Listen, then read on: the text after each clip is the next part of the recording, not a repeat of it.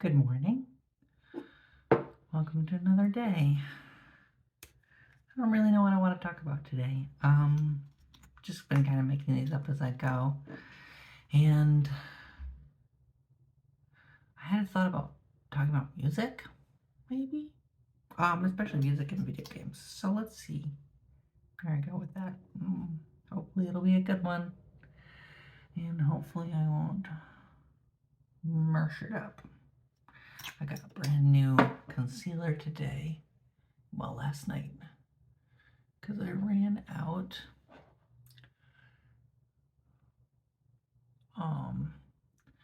As you might remember from last episode, continuation of the previous episode. No continuations. And I hope it's good. It's a little watery comparatively, but it seems nice. It's from Juvias, I think.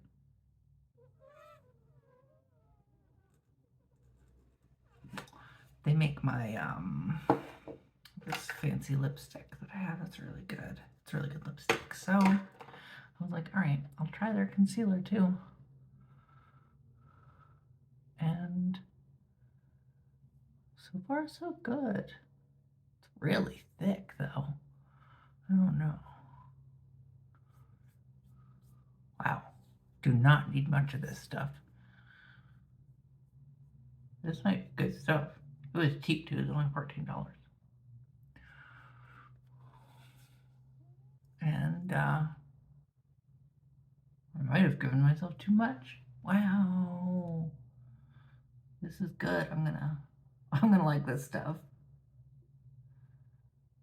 Well, shout out to them. Making it cheapo trans girls' dreams come true.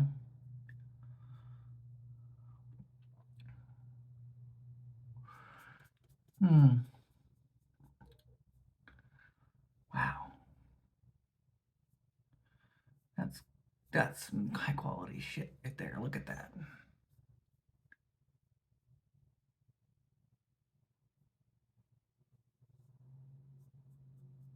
Wow, too much. Too much. Huh. Anyway, enough about me. Let's talk about music. I've been doing music, I think, the longest out of any of this stuff. Well, not the longest. My history in game dev runs deep but shallow. Well, runs wide but shallow along my history. But music runs deep. It's always been kind of a well for me. No, music actually runs longer. Never mind, take everything I just said back. I lied.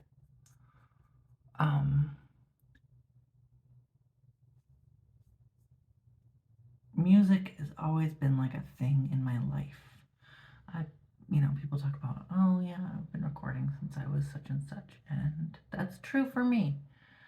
I remember the first time I ever recorded a song. We used to have this like cheapo boombox when I was a kid that had a microphone on it. And a friend of mine and I would like bang on toys and sing into the microphone of this boombox, right? I think a lot of people have memories like that. Not everybody, but everybody's tried doing goofy recordings or goofy videos. It's a common thing. I see kids doing a lot, my friends' kids and my family kids and all that stuff.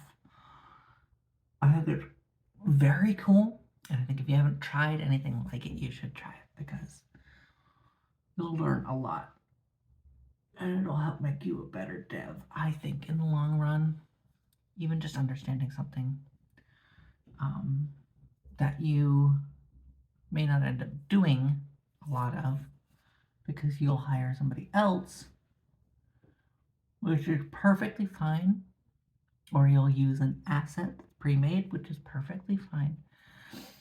But knowing what goes into the process is going to serve you, because you're going to know how to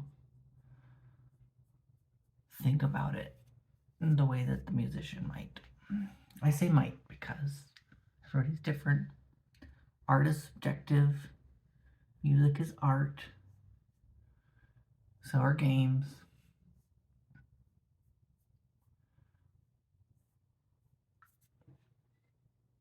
Okay, I've been admiring myself in the mirror a little closer than I can in these videos, and this stuff is so good. Okay. Like, honestly, I could just go without powder, and I probably would be fine. Wow.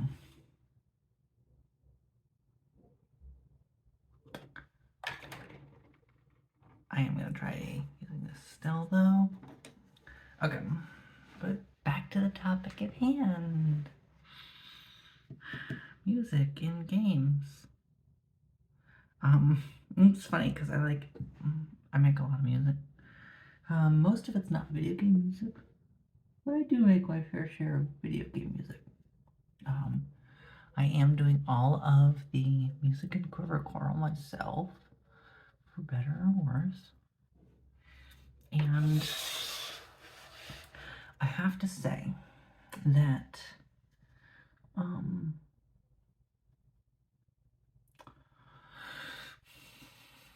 it's a lot of work.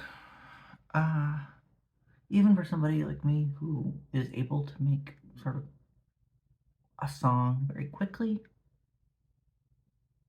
one that sounds decent, fits the tonal context of the scene, but it's a whole art in and of itself.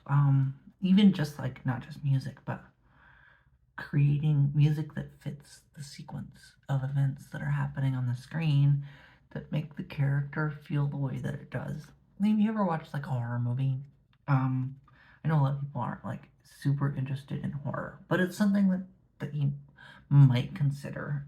Even just like a really tame horror movie, they have those, or you might even just be aware of this effect. So, in a horror movie, they have these moments where like something intense is about to happen. You know that the monster is nearby, and the movie is kind of gearing you up for this moment to occur.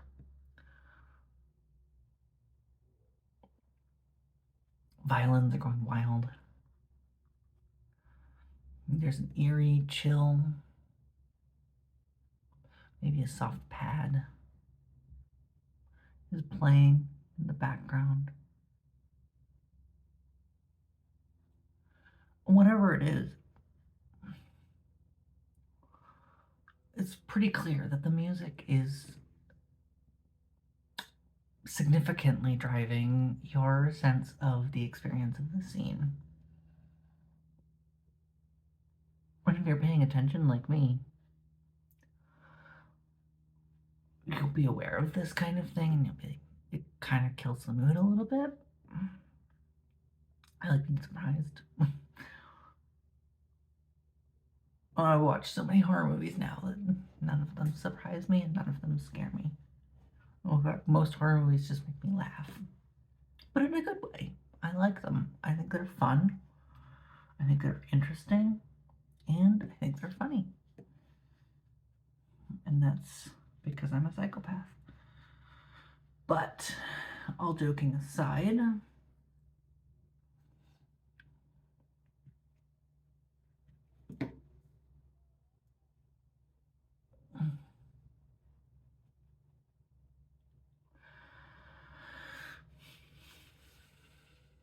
wow, I really don't. I don't need that powder anymore. Just my blush. Oh, goody. um, that's the kind of effect that you're trying to get with music in a video game. But it doesn't just have to be for scary stuff. So you want to create a sense of expectation in your player, and you want them to be aware that when something big is going to happen. So good video game music will preempt itself. It can be reactive. It's reactive to the player very clearly. And it's also reactive to the scene. So, there's games like Dark Souls where music kind of doesn't play a part until you're having a really big fight. And that just like the silence of that moment is what makes those scenes even more intense. I admit that I've played Dark Souls, as embarrassing as that may be. And I love the game personally, but it's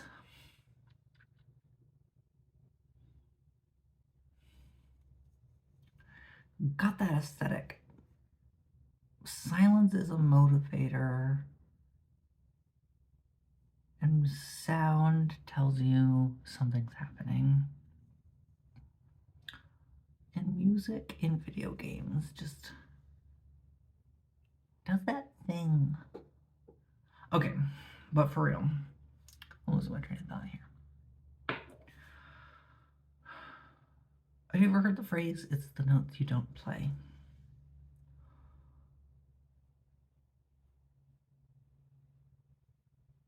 I've heard it so many times that I've lost count of how many times I've heard it.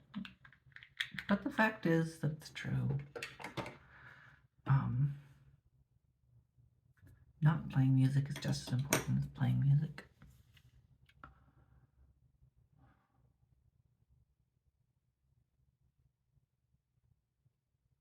I don't know what to talk about.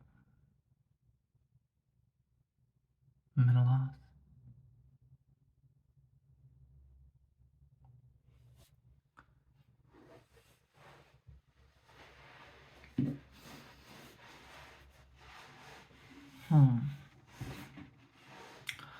What do I do when I make music?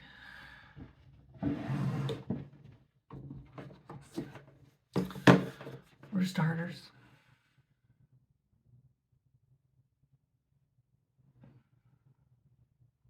I create drums.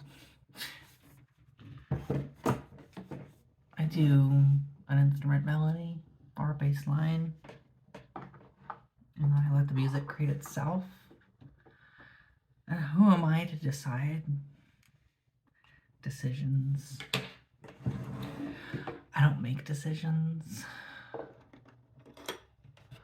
I'm an improv person.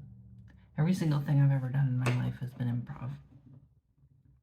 So in some ways, this is kind of a devlog for me of my style, which is nothing. I start and I see where it goes. And I guess I gave that a hint a little bit last episode too, but that's what I do. Just start and I go, and I figure it out as I go along.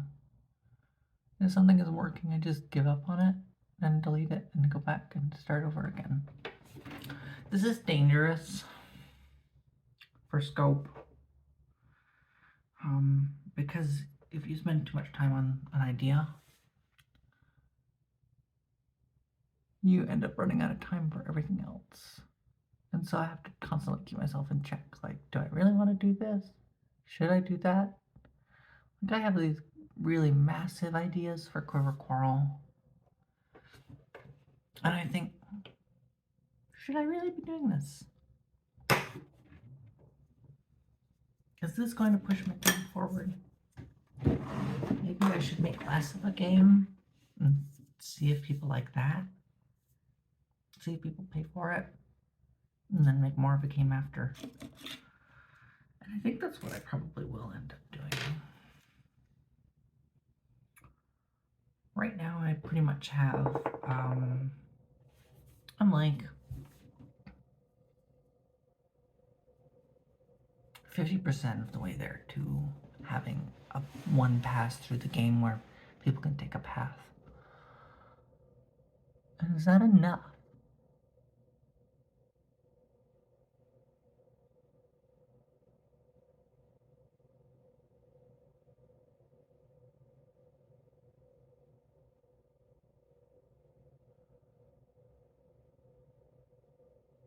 Oh, this is really nice. I just got these last night, while I was at the makeup store. So good. I love it.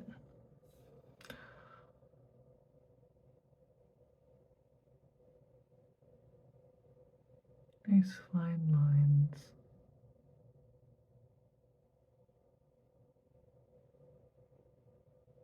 I got a ton of them though.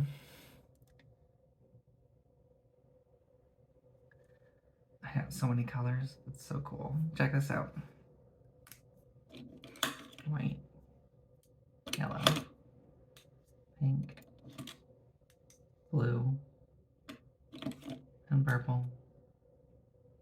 Oops, no green though. I don't know why there's no green.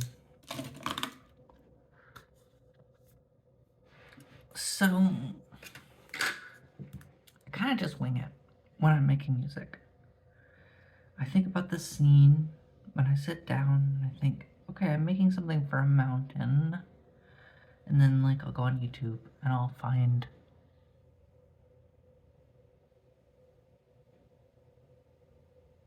other video games that have mountain themes. And I'll say, okay, this is what Zelda did for Link's Awakening.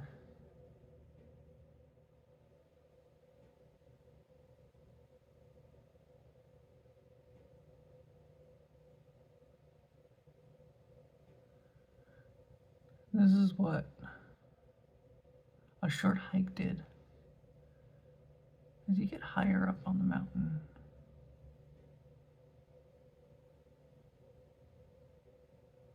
and this is Celeste. And each of these games have different feel to their moments.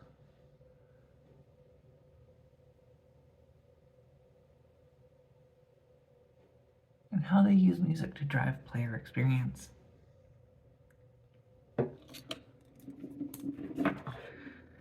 Because that's what you're doing with music in a video game, is you're trying to drive the emotions of the player forward further into the experience.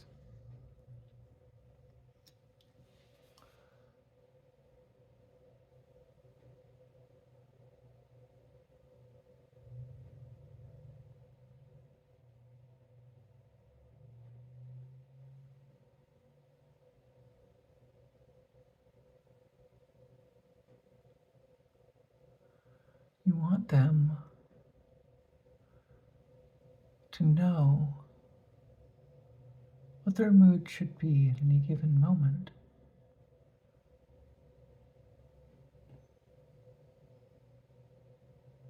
You want them to feel the way their character feels. And because it's impossible for us to feel the way a character feels when they're facing a 500-foot dragon, perhaps,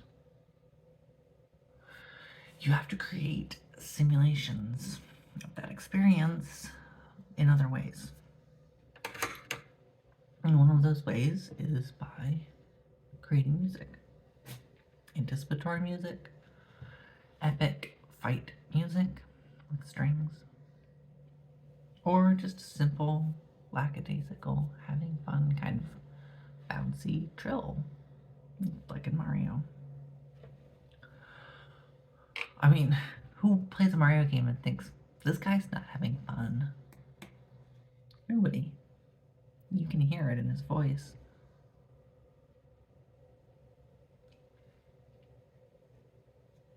Mario got a Mario. He gotta stomp that Koopa. And he's gonna have a good time stomping that Koopa. Perfect. So the player effect. Even if you're talking to another musician and having them make the music for your game, you want to know what you want the player to feel. Adventurous, exploratory, questioning, scared, happy, overjoyed. All of these are valid feelings. And you want to communicate that.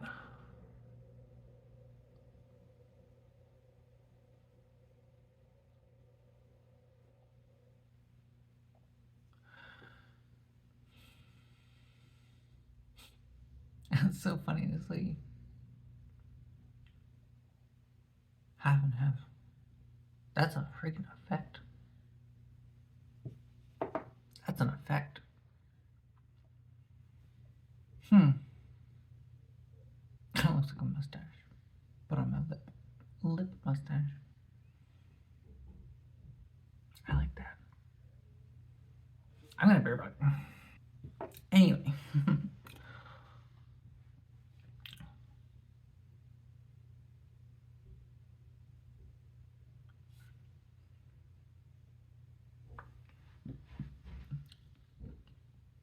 Music is all vibes.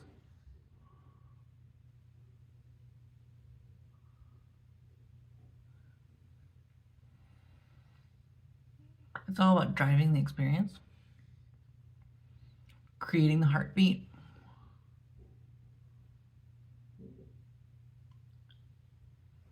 and describing to people how they should be experiencing that moment. Which is why music is such an integral part of the game design experience.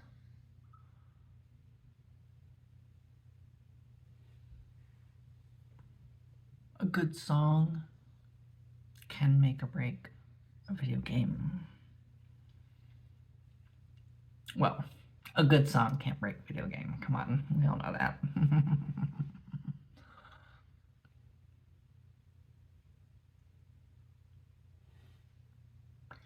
But an improperly placed song certainly could.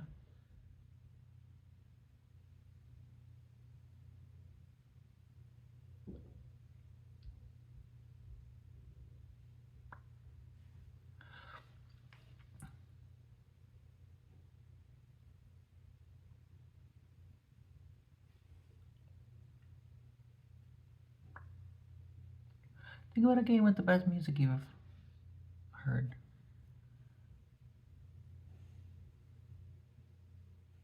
What's your favorite? What did it do? What did it make you feel?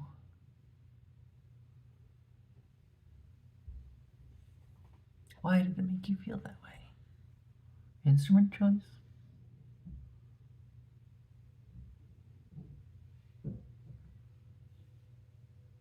Melody? Beat? All of the above, most likely. It's something to consider. You can never think too much about any aspect. Well, that's not true. You can definitely think too much. But it's good to think a lot about each aspect of what it is that you're developing and how to create a whole complementary experience between all of these different moving parts. Because as a developer, if you're a solo developer or you're a designer, each of these elements are all going to come into play all at the same exact time. for your players.